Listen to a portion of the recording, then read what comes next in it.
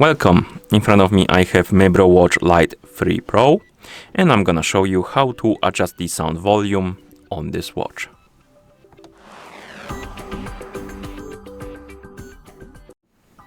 So if you want to increase or decrease the sound volume on your watch, first you will need to open the settings, and to do that you need to press the home button to wake up the screen and then press it again to open the menu. Now scroll through the menu and look for the settings icon, and once you find it, tap on it to enter the settings.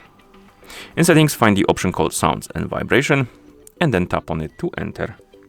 And here, by default, the sound will be probably muted. You can disable the mute option. And now we can scroll down, and here we have ring volume and prompts volume. And we can adjust the volumes by tapping on the type of volume. First, let's tap on the ring. And you can adjust the volume by swiping on the slider. And then you can swipe right, and you can do the same for the prompt volume.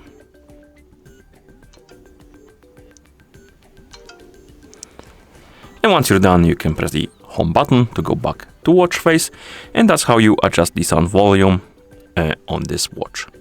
Thank you for watching. If you found this video helpful, please consider subscribing to our channel and leaving a like on the video.